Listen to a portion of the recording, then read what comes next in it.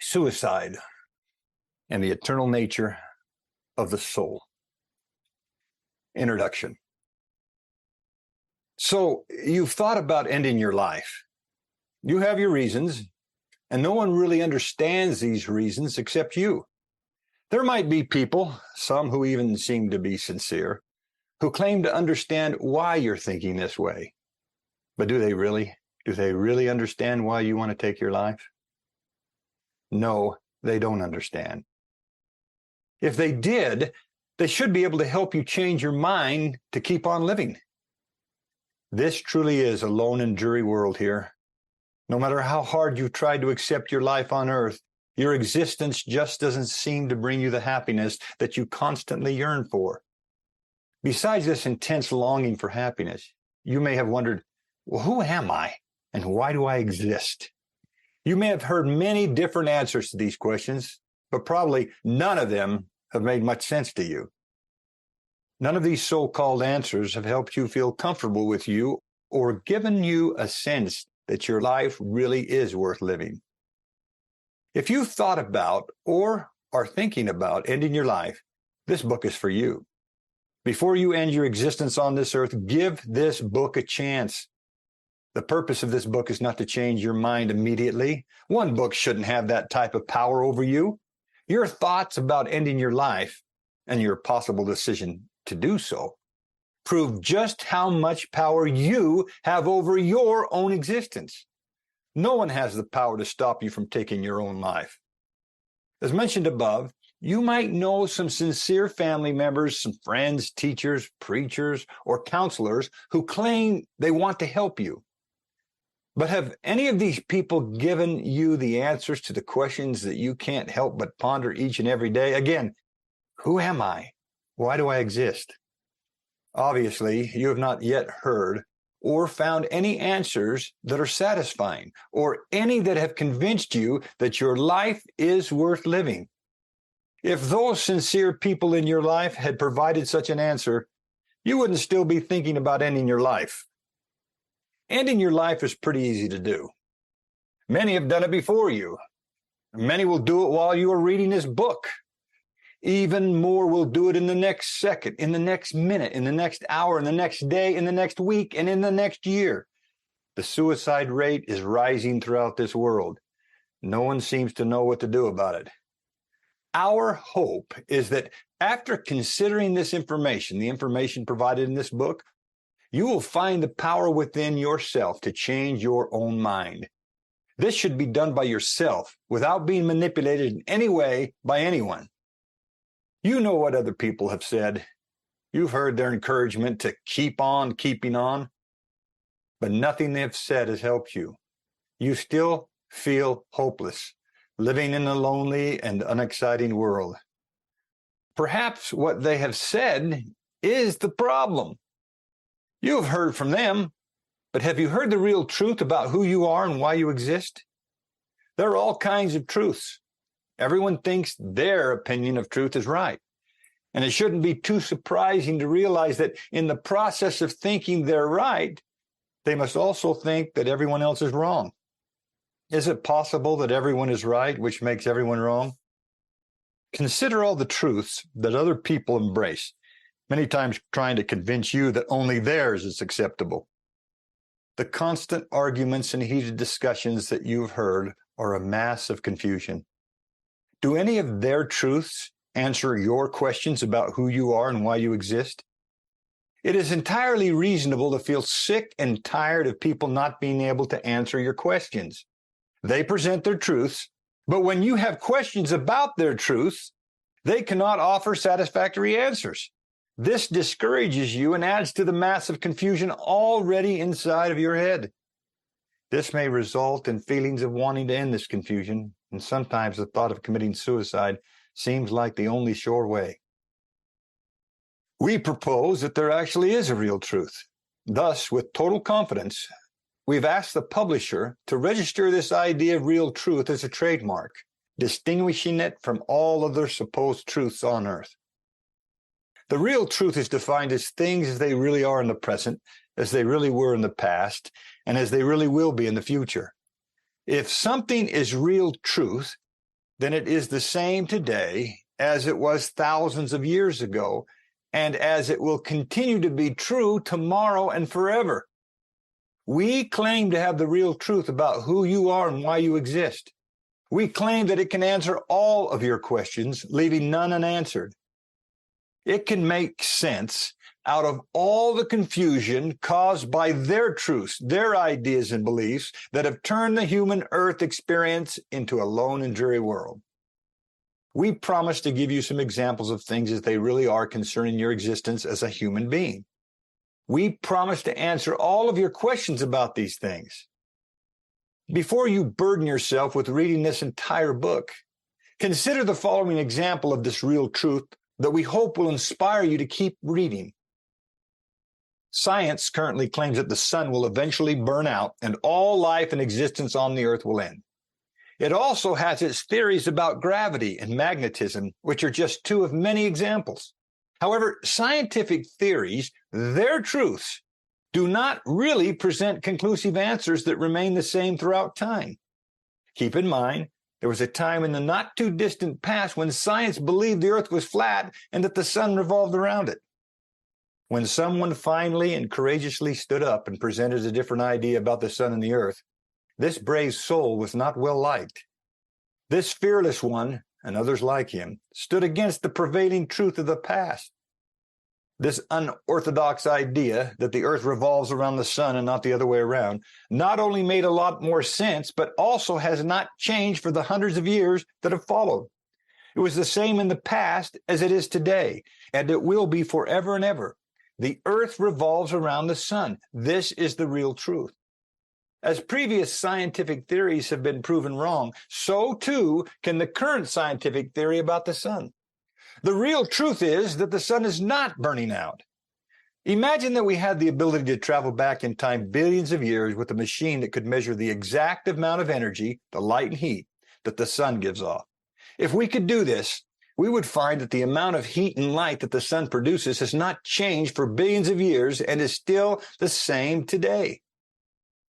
The sun was created in and of space matter. Science likes to call this matter dark matter. To maintain itself, the sun continually pulls in dark matter. This is similar to a nuclear reactor, which requires fuel rods to sustain its power and efficiency. These rods need to be changed from time to time to keep the reactor the same yesterday as it is today and as it will be in the future. In the like manner, the sun's fuel rods are the dark matter from which it was created. As the sun draws in dark matter to maintain itself, whatever else is found in the dark matter is also sucked in. This natural occurrence creates a force known as a gravitational pull.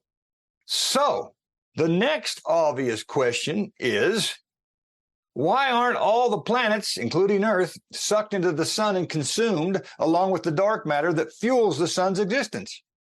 So as to not to disappoint you so early on in your reading, here is that answer. Each planet has a nuclear-like reactor in the center of it, i.e., its core. Each planet was made of the same space material, dark matter, as the sun. The difference between the planets and the sun is that the sun doesn't need the planets in order to exist. The planets, however, do need the sun. The energy created by the sun makes the planets do what they do while orbiting around the sun. The sun's energy comes from a fusion process, taking dark matter to create ordinary matter. The energy from this process is also used in the creation of the planets.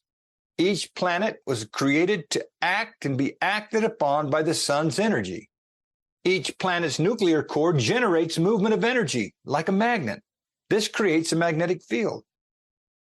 Two magnets do not push or pull. They simply maintain an equilibrium between each other by repelling or attracting until a balance is realized.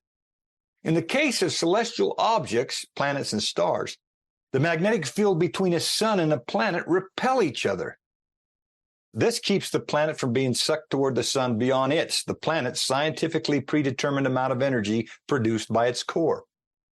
Each planet is created according to a precise mathematical algorithm. It's a process that determines how strong its magnetic field will be.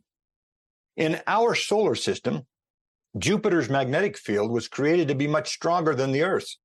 This causes Jupiter to stay a great distance away from the sun than the Earth is. This revelation about gravity and magnetism is the real truth, but it is not accepted by science. Why? Because it proves that the entire scientific community and its truths are wrong. It is pride that keeps science from automatically accepting explanations that make sense, that answer all the questions about gravity and magnetism. When science finally figures out how to create a new planet from dark matter, it will have figured out the mathematical algorithm, the process that will keep this new planet at a precise distance from the sun. This will be done according to the purpose for which the new planet is created. The two examples given above, things as they really are, prove that science isn't always correct, and neither is religion. At this point in the introduction, dealing with all the beliefs associated with religion would not be reasonable. Like science, their truths, religious truths, are also ever-changing, but even more confusing. However, because religious beliefs are the main cause of many suicides, these issues must be considered as very important and will be properly addressed in this book. This book will answer questions about who you are and why you exist. It will provide you with the real truth. These answers have never been given before. These answers will stand the test of time. These answers were the same in the past as they are today and will be forever, worlds without end. It's pretty easy to write a few paragraphs that make such bold claims. However, the only way you'll be convinced that the answers provided make sense and end your confusion is to finish reading this book. We invite you to keep reading. Please note, a very important thing to consider is that the information given in this book is free to everyone. It can easily be downloaded without cost. Furthermore, its authors do not want to be known or receive any accolade or praise. These two facts should be somewhat refreshing. The answers given in this book still might not change your mind about ending your existence on Earth. Perhaps knowing the real truth about who you are and why you exist will actually cause you to be even more sure about ending your own life. But at least in understanding these things as they really are, you can make a more informed decision. Again, a decision that only you can make for yourself.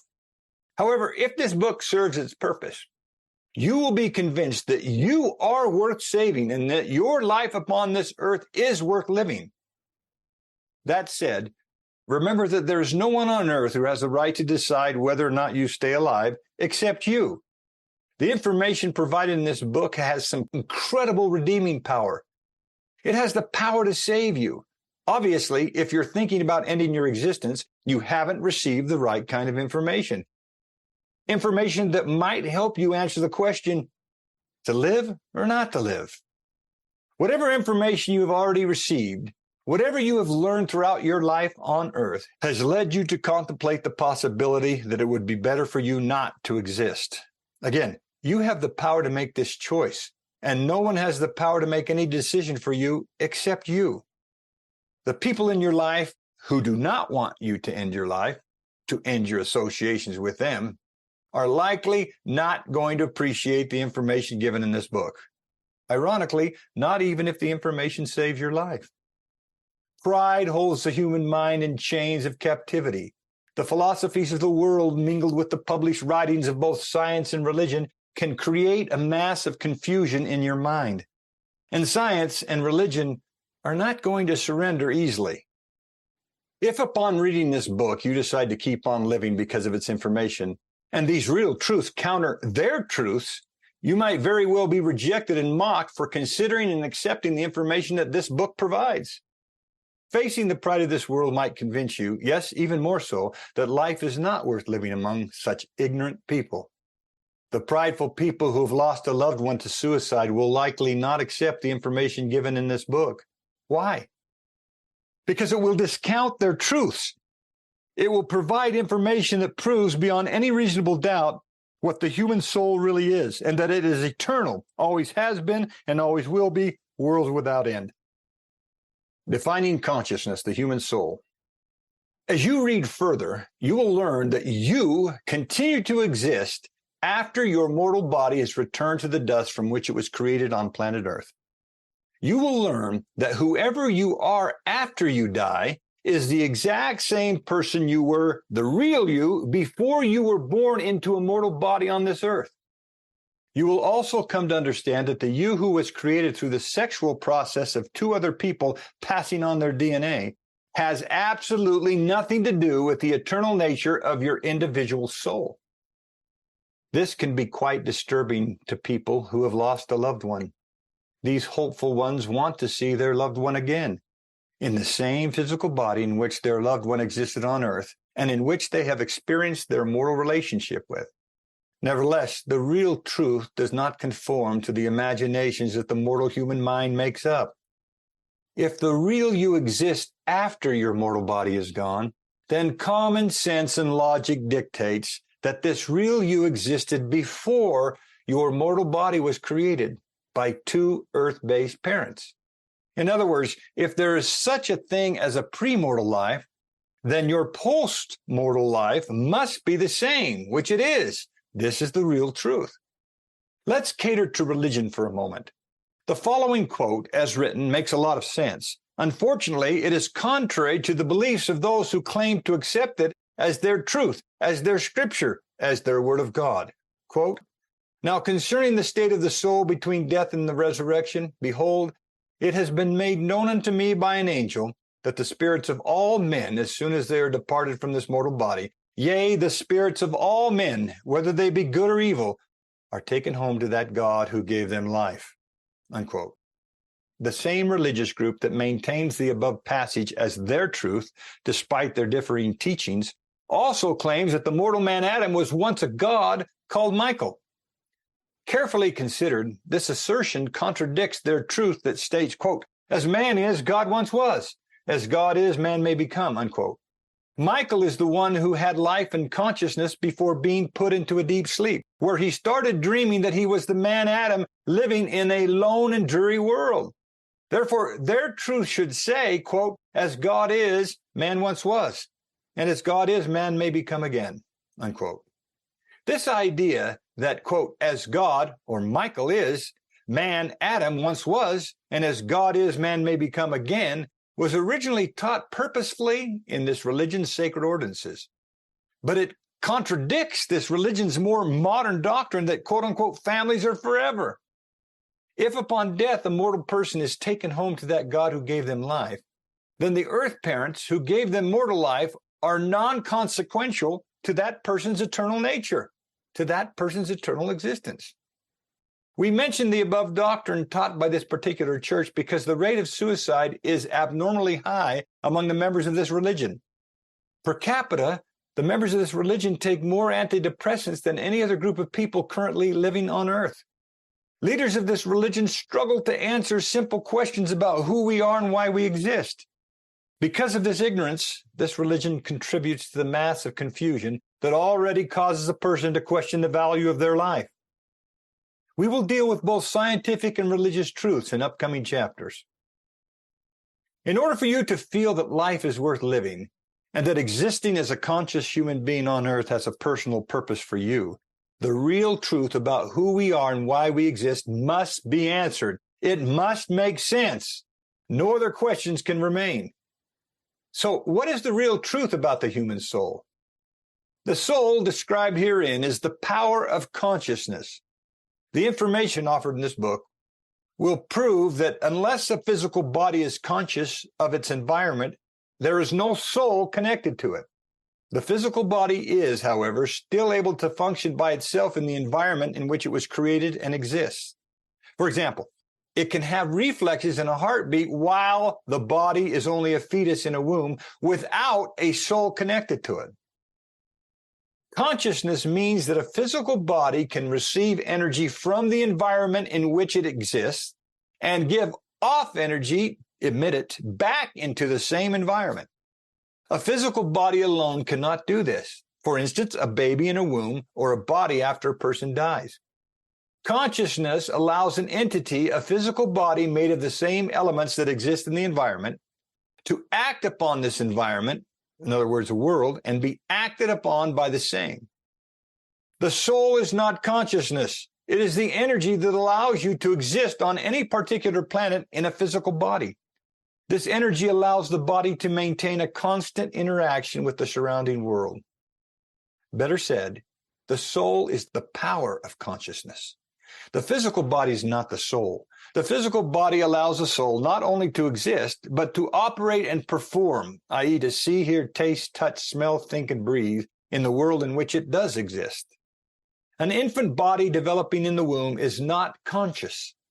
If a developing body had the power to become conscious, it would be a very sad day for the infant if it woke up inside the womb. Furthermore, the infant body does not and cannot act toward or react with the environment while developing inside the mother's womb in the same way that the body of the mother acts toward and reacts with her environment. Hence, the mother is conscious and the infant, while in the womb, is not. The particular Christian religion we mentioned above believes that Jesus Christ appeared a second time in his resurrected glory. It believes that Jesus Christ was born among the Jews in the Eastern Hemisphere and, after his resurrection, appeared in the Western Hemisphere to the people living there. A scripture specifically written to address this story describes a prophet living in the Western Hemisphere prophesying about the birth of Jesus in the Eastern Hemisphere. Note, again, we have chosen the above-mentioned religion without specifically naming it because of how many of its members use antidepressants and commit suicide. It is obvious that the contradicting doctrines taught by this particular religion add to an emotional distress that contributes to suicide. According to the story, the day before Jesus' soul was put into the body created for him in Bethlehem, located in the Eastern Hemisphere, his eternal soul was speaking to an ancient American prophet. Quote, "Lift up your head and be of good cheer, for behold, the time is at hand, and on this night shall the sign be given. On the morrow come I into the world." Unquote. This narrative about the mortal life of Jesus clearly demonstrates that his true self was not in the world while his mortal body was in his mother's womb. Quote, "On the morrow come I into the world." Unquote. Where was Jesus before he came into the world? This scripture referenced above should convince these religious believers that the eternal soul does not enter the body until the day of birth.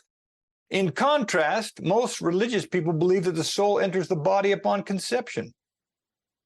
Abortion rights are a popular topic of discussion and contention that divides humanity and causes undue stress on many lives. Many young girls who have had an abortion have been convinced that they murdered another human being. A few of these girls later committed suicide because of the guilt they felt. It is our hope to mitigate, to lessen this guilt. The infant's body does not exist in the womb until it begins to develop, commencing when an egg and a sperm join, then becoming the embryo and later the fetus. The environment from which the fetal body is created is provided by the person's womb, by the mother's womb. Unlike an unconscious fetus, the parent is conscious. This is determined by the ability of the parent's body being able to take in energy and release energy back into the environment in which the parent exists. The parent is a living soul. The fetus is not. Soon, advancements in technology and science will allow for the creation of a physical body outside of a female's womb. Such an artificial womb must have the ability to interact with the environment in order to suck in energy and pass it on to the developing body. This will allow the physical body to form and grow. Some might suppose that this artificial womb will meet the criteria of a soul because it has the power to act upon the environment in which it exists. But this is not the real truth. Therefore, it is very important to understand another crucial part of defining a soul. A soul has the power to act on its own. A living soul is not dependent on any outside influence or power acting upon it to control it or tell it what it can and cannot do in any given environment. In other words, the soul is living because it has free will. A fetus developing inside an artificial womb does not and cannot have free will. The inventors, engineers, and technicians that will develop this artificial womb will create and program it to do their will. However, when the developed physical body is released from its artificial environment, from the artificial womb, the persons who are responsible for the artificial womb no longer have any control over this body. This release from being bound to the womb is indicated by the new body taking its first breath. At this point, it begins to act and be acted upon solely by itself and of its own existence with free will. Again, the two requirements for the existence of the soul are, one, to have the power to act upon and be acted upon by the environment in which it exists, and two, to make the free will choice to act in and react to the environment. Therefore, when a physical body has the power to consciously make free will decisions to act and allow itself to be acted upon by the environment in which it exists, without any other thing acting upon it, the body then is a living soul. Outside of either the parent's womb or an artificial womb, the physical body no longer needs the womb or the person or the thing that provided the womb. For example, upon adoption by another person, infants are taken away from the person who provided the womb. Anyone can feed and care for the newly created body, but the infant still has the free will choice to eat or not. This is different from the time the body was developing in the womb, when the body had no free will and could not make any choices of its own. Above was written, quote, "Those who have lost a loved one to suicide will likely not accept the information given in this book." Why? Because it will discount their truth.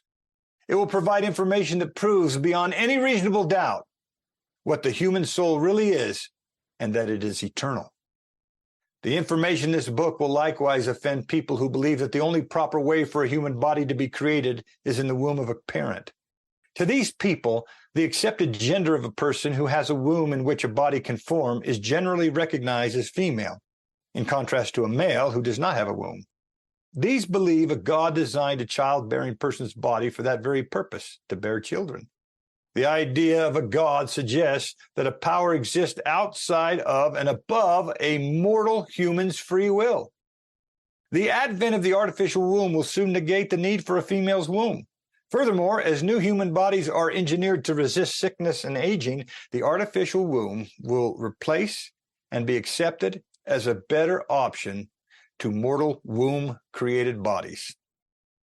Science can explain how chromosomes work, starting with molecules of amino acids that create proteins, which creates DNA, which produces bodies, not only of humans, but of all living things.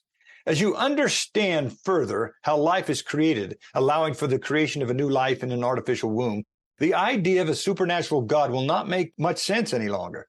For this reason, religion fights science and its advancements and innovations that take the place of a God. Religion and therapists. Because most people who commit suicide hold religious beliefs as their standards and values when they consider and contemplate the worth of their existence, we will utilize a lot of religious ideologies. If you're contemplating suicide because of some confusion associated with your personal religious beliefs, continue reading. You will discover ideas that will truly set you free from the bondage and chains of hell created by the religions found on this earth. Many people believe that there exists a power outside of the human soul, a supernatural power that has more supremacy over a person than the person has over their own self. Those who believe this should consider that this outside force or power, this God, has done nothing and can do nothing to keep a person from committing suicide. These people should also consider and examine their own beliefs, especially those who believe in Judeo-Christian Islamic scripture. One might ask, how did their God create the first human named Adam? Was sex involved? In whose womb did Adam's body develop? According to the story, Eve, the first woman, did not exist before Adam, the first man. The Bible's narrative explains clearly that Eve's body came from Adam's body. Therefore, as the story goes, the first male's body created the first female's body. How did God do this? How did God create the first physical bodies for the earth experience? Could it have been that the first body, Adam's, was non-binary, ungendered? What was the actual process that occurred that allowed God to create the first human bodies? These questions will be answered as you begin to learn real truth. Moreover, and most importantly, according to the Bible story, a woman was cursed to experience pain in childbearing. The way that women have children currently, in this cursed or fallen world, is certainly very painful. But this way was a curse, and not the way that God created Adam and Eve in his own way, with God's intelligence, according to these religious beliefs. If God were ever to take away this curse, How then would new human bodies be created from the dust of the earth? Although people miss it, if understood correctly, the Bible does in fact explain that in the beginning, God did not intend for people to experience pain in childbearing, nor for a female to be subservient to and dominated by a male. The above-mentioned people cannot answer these simple and logical observations and critical examinations of their beliefs. They will be offended by analyzing their own Bible story. Additionally, those who have lost a loved one to suicide will be even more offended, as it is proven beyond any doubt that the human soul is an eternal entity of power, of energy. It will be proven that the power of the soul has nothing to do with the body created from the DNA patterns passed on by mortal parents, who, according to the aforementioned religious beliefs, are cursed. This power of consciousness, because it is eternal, without beginning and without end, was exactly the same before connecting to a mortal, earthbound body, as it will continue to be after disconnecting from this body through death. Most people who report having a near-death experience sense that they have left their mortal body. Some relate that they have seen their mortal body lying dead. Who are they when they are seeing their physical body lying dead? What are they? Why are they floating? How are they floating and moving throughout some sort of environment, space, outside of their earthbound body? Whoever or whatever these conscious entities are, gravity and any of the other laws associated with the earth seem to have no effect on their continued conscious, presumably physical post-mortal self. If you have experienced the death of a young loved one, you may find comfort in believing that one day you will see this person again, and that they will look just like they did before they died. Let's examine the logic of this. As an example, let's suppose that you're a young couple and your partner dies in their early 30s. Your hope is that you will see that person again someday in the hereafter. Let's assume you continue to live until you're in your 80s, having other loving relationships with other partners. When you die, are you going to see your former partner still in their 30s while you're now in your 80s? Your grandchildren see you alive in your 80s, and that's the only memory they have of you before you died. If being their grandparent was the only relationship that meant anything to them, when they meet you after death, are you going to be their 80-year-old grandparent? Or are you going to appear 30 again, continuing your relationship with your partner who died in their early 30s, discounting the other relationships that you had after your partner had died? This book will prove that the conscious you, which will continue to exist after the mortal you dies, is the exact same being, the exact same soul, the exact same power that you always were, that you are, and that you will always be. This information will greatly offend those who receive comfort and hope from the belief that one day they will see their dead loved ones again. This information will also prove that the you, who you are while living consciously upon earth, making your own decisions according to what you are experiencing on earth, will never exist again after you die. This is a very hard concept for a lot of people to accept. Those who benefit or profit from the idea that you will continue to look like and be the same person you are while living upon earth will fight this information. But again, their information, their beliefs, and their opinions about human existence have not helped you decide not to end your existence. Furthermore, it adds to the massive confusion that's led you to contemplate this. If the information given in this book does not change your mind, then perhaps you're making the right choice to end your life, a life you feel is without hope or purpose. Your suicide will end the life of a person who, taking all things into consideration, hopelessly lives upon earth. However, our commitment to you, because you're taking the time to read this information, is that it will give you the proper knowledge so that you can make the right decision of whether to be or not to be, a decision that only you can make. Again, not to seem counterproductive to our hope, perhaps it would be better for you to end your existence upon this earth. Perhaps ending your current relationships with those who have not helped you decide to continue living would be a better choice. However, by the end of this book, it is hoped that you will begin to see your relationships with others differently and also gain a brand new perspective on your relationship with the earth experience. Don't kill yourself until you've given this whole book a chance. Regardless of the information herein, no one can make that decision but you. Again, you have the power to end your life or to save it. You have a power over you that no one else living on earth, nor existing anywhere else in the universe, has over you or can take away from you. You are the creator of your own destiny. You and you alone will determine whether or not your conscious existence upon planet Earth will end or continue. No one else knows what you're going through. Yeah, many will tell you that they understand and want to help you, but you have probably already realized that they don't understand you, because if they did, they would have been able to convince you not to end you. You already know what others say about suicide. You've heard opinions from your parents, your teachers, your friends, and even from lots of strangers. How do these people, especially the strangers, know what you're going through? Sure, therapists, psychologists, doctors, religious and spiritual leaders have done their best to convince you that your life is worth living.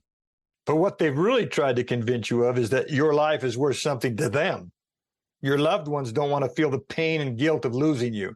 If they do lose you, they might partially blame themselves for contributing to your decision to end your life. The strangers have been paid to give you advice and counsel, not only in money, but also in the honor and respect they receive from others because of their titles.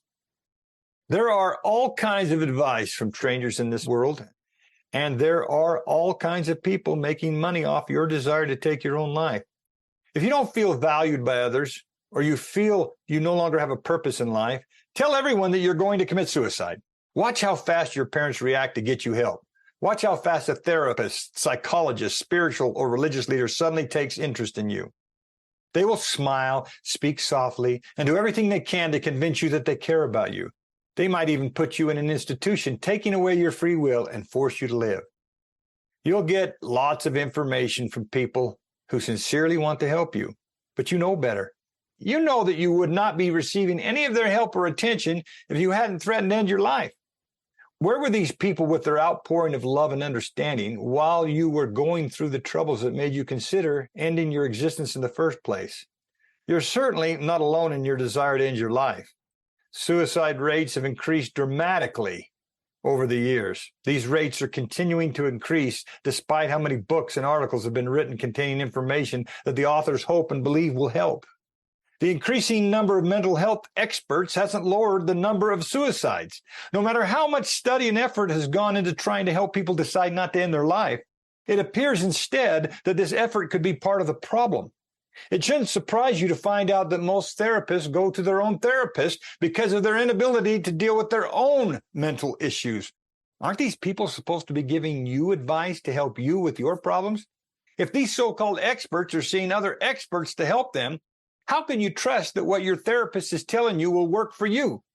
If their wisdom and advice is going to work for you, then obviously it should work for them. The science of mental health has failed you if you have listened to these strangers but still want to end your life. But what about religion? Have spiritual guides, gurus, prophets, seers, and revelators made a difference in your decision? If these truly made a difference, the suicide rates among religious believers, devotees to religion, wouldn't be going up. And again, it shouldn't surprise you to find out that the majority of people who end their life are religious. Religious people try asking for God's help. When their perceived God doesn't answer them or intervene in some supernatural, godlike way, they feel that not even God cares if they end their life or not. Most religious leaders do not want to lose you. They have invented all kinds of concepts to convince you to continue living. Some have even threatened you with eternal damnation, attempting to stop you. On the other hand, some religious leaders in the world have promoted suicide as a way to please God and help God do his work. Using common sense, you might question, well, if sacrificing my life to please God and fulfill his commandments is good, then why wouldn't these religious leaders sacrifice their own lives for the greater good? Why do I have to die for God and my religious leaders do not? You might be aware of the Christian belief that God came down to earth in the form of a mortal man and sacrificed his life for you. Some call this the atonement. The belief that God gave his life for you should convince you that you don't need to sacrifice your own life to gain eternal salvation. God has already saved you. Unfortunately, despite this very popular belief, this Christian God seems to be giving people commandments that lead them to suicide. Suicidal Christians are unable to find happiness in following Christian commandments, not mandates given in the Jesus story, but commandments from men who claim to have a connection with Jesus that you don't have. In reality, Your fear of God is based entirely upon the precepts, the ideas and teachings that you receive from these men. If you've read the Jesus story, you might have thought it would be a good thing if there actually was a God like Jesus. You would hope this God would teach the same things Jesus himself taught others, as the story describes. Sadly, this is not what Christians teach and believe. It would be wonderful to hope that the same Jesus of whom the stories are told would come again to the earth and wipe out all of your fears and anxiety. The problem with all Christian religions is that they honor the man Jesus with their lips, but their hearts are far from him. Again, the fear that people have toward Jesus is taught and instilled in them by the concepts of men. Consider the following Judeo-Christian Islamic scripture, quote, "For the Lord hath poured out upon you the spirit of deep sleep, and hath closed your eyes, the prophets and your rulers, the seers hath he covered.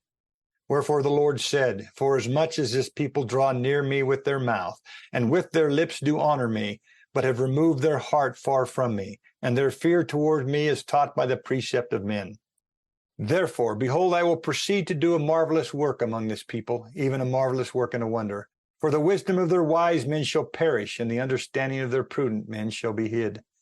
Woe unto them that seek deep to hide their counsel from the Lord, and their works are in the dark, and they say, Who seeth us? Who knoweth us? Surely your turning of things upside down shall be esteemed as the potter's clay. For shall the work say of him that made it, He made me not? Or shall the thing framed say of him that framed it, He had no understanding?" Consider the above scripture in relation to the ignorance of religious leaders who are in a deep sleep. Surely their hidden private acts will one day be known. Wouldn't it be advantageous to you, while considering if your life is worth living, if someone would introduce a marvelous work and a wonder? What if this information countered all the wise and prudent men who have been giving you counsel, but who have not been able to persuade you to continue to live? We hope this book becomes part of this marvelous work and a wonder for you. It already is part of a marvelous work and a wonder. The best efforts of historians and news reporters prove that religion has created more war and death than any other human belief system. Believing that there is life after death will not help you decide whether or not to take your life. In fact, if you believe that there is life after death, then you're more likely to rely on this faith and commit suicide, hoping that the next life is better than this one. If you finish this book and read it with an open mind, a sincere heart, and with real intent to see if the information offered will help you make the right decision, you will find that the information surpasses and transcends science and religion. The information is much more logical than anything that science and religion have to offer. So if science and religion can't help you answer the question you are pondering, to be or not to be, what can? Who can help you? Again, there's only one person who can save you. Only you can save you. Using common sense might help you make a rational decision about your existence. However, you must first consider new information that makes more sense than anything you've ever considered before. Common sense and the ability to reason. Because you are a human, you have the ability to reason and think differently from all other life forms that exist. Keep in mind that there is no other life form, besides human, that contemplates suicide and is faced with making an informed decision about ending its life. It's our human ability to make this quote-unquote informed decision that separates us from all other life forms. One of the world's most renowned thinkers, Albert Einstein, said something to this effect, quote, "Common sense is the collection of prejudices acquired by the age of 18, unquote." Therefore, if Einstein is correct, then in order to consider any information that your prejudiced mind might automatically reject because your common sense has been affected by the prejudices of society, it will be very important for you to become like a little child. This means that instead of rejecting new information that can't pass through the mental filters that have been established in your mind, you must set aside the quote-unquote collection of prejudices that you've acquired by age 18. Einstein continued, quote, "Learn from yesterday, live for today, hope for tomorrow. The important thing is to not stop questioning. He who can no longer pause to wonder and stand wrapped in awe." In other words, he who can no longer pause to wonder and stand absorbed in awe is as good as dead. His eyes are closed, unquote. If you do not want to question everything that you know, everything that you have been taught since your early childhood, then this book is not for you. If this is the case, perhaps you should end your life if it is not worth living. If you won't open your eyes, then you're as good as dead already. But if for a moment you can pause to think about and allow your mind to be absorbed in the awe of reading the marvelous work and the wonder presented in this book, you will not be disappointed. You will want to live another day. In living another day, you will begin to see things differently. You will no longer see you or your earthly experience through the blindness caused by your collection of acquired prejudices, those that have led you to believe that your life is no longer worth living. And then perhaps you will want to live an entire lifetime. The information in this book will give you knowledge that you have never considered before. However, you must have some trust in the book in order to give this information a chance to pass through the hardened filters of your mind. If you start out with a hope that there might be more information that you have never considered before, you will be shown things that you cannot unsee. After reading and contemplating this new information, you will know things that you never knew before. These things will actually make a lot of sense, more than any other information you have ever considered. Knowing these things will redeem you from the ignorance that got you to the point of wanting to end your life. Your mind will be opened and enlightened. Then nothing can stop you from seeing things differently than you do now. Your parents, peers, teachers, and spiritual leaders may warn you about reading this information. If you are confronted by their discontent and fear of this new information, simply ask them if you should then continue with the choice you are considering to end your life, a choice caused by the information that these people put into your head. Express to them that all they have done, all they have taught, and all they have counseled did nothing to change your mind.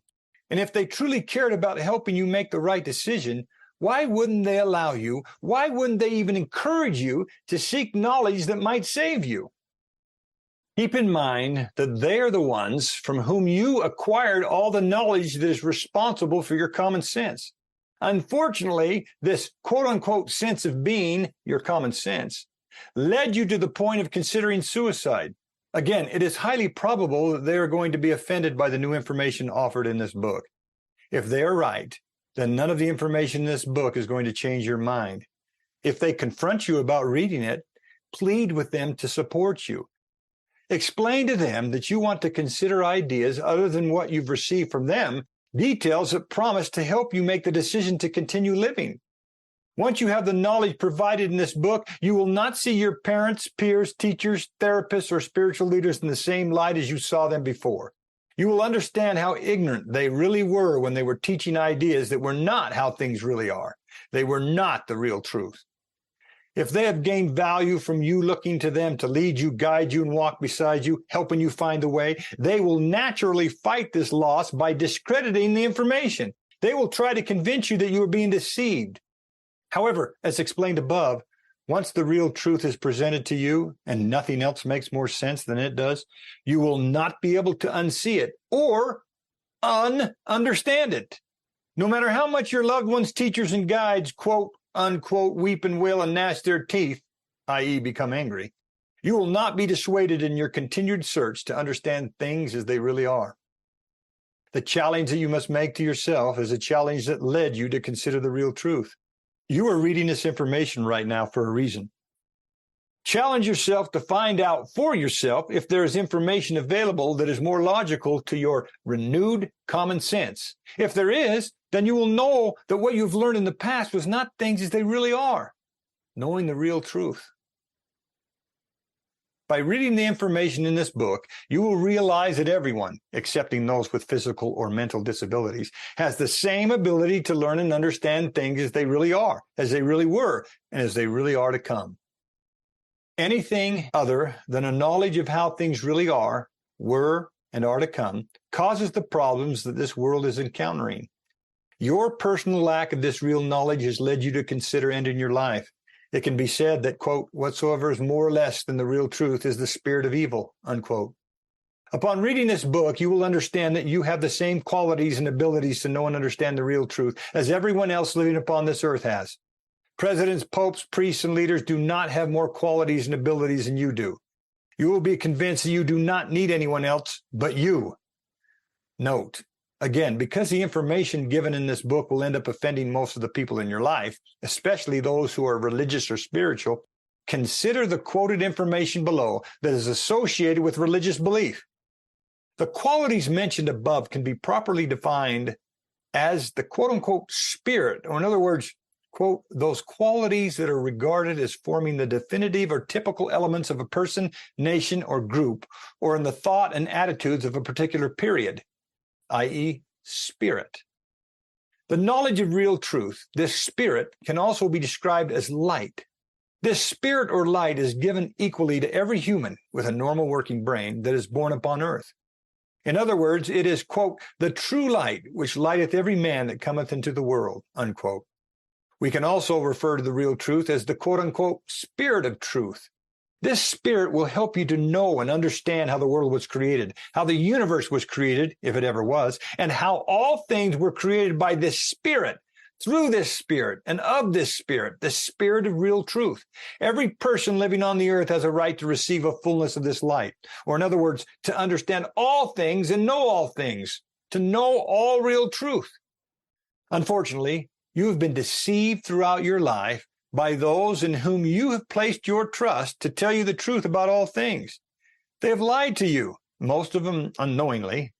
Sometimes they have even admitted that they have not, quote, received the fullness of truth, yea, even of all truth, unquote. And if they have not, and they admit to that, how can they teach you things if they don't know the truth themselves? These people whom you have trusted to teach you do not understand how things really are, and their pride and ego will not allow them to accept that without them, you actually can receive a fullness of understanding of everything that did exist, currently exists, and will ever exist. This book will convince you that you can, quote, receive truth and light until you are glorified in truth and know all things, unquote. You will become convinced that you do not need any other person to tell you what to do, what to believe, or how to act. Upon knowing the real truth of all things, you will understand that you are the only God upon which you should depend for this intelligence. You and your brain is the only source and can be the only source of this real truth. You will find out that you, quote, were also in the beginning, unquote, with God as this, quote, unquote, spirit of truth, which is the proper intelligence to know all things. And this intelligence or the light of truth was not created or made, neither indeed can be. It is the same yesterday, today, and forever. In other words, the real you was not created or made, and it's always the same. It was the same in the past, it's the same presently, and will be the same in the future. The information in this book will convince you that your life is worth living and that you are the greatest life form that exists. You are the creator of both heaven and earth and all things. You are, quote, the very eternal Father of heaven and earth, unquote. In other words, all things relevant to your existence were, are, and will be created in your own mind by exercising free will. If the information provided in this book saves your life because you found it, considered it, and it made a lot of sense, it will be proven that you are the only Savior upon which you can depend. Remember that none of the gods or saviors presented by religion, nor any of their supposed representatives on earth, could provide you with information that convinced you not to commit suicide. Having only yourself to depend on, having the real truth presented to you, your eternal soul will gain the power of this intelligence and help you answer the question that you are considering, to be or not to be. If this book fulfills its purpose, you will feel a renewed sense of the importance of yourself. You will choose to continue this earth experience and continue to be a God, the highest life form possible and the greatest compendium of matter that exists in the universe.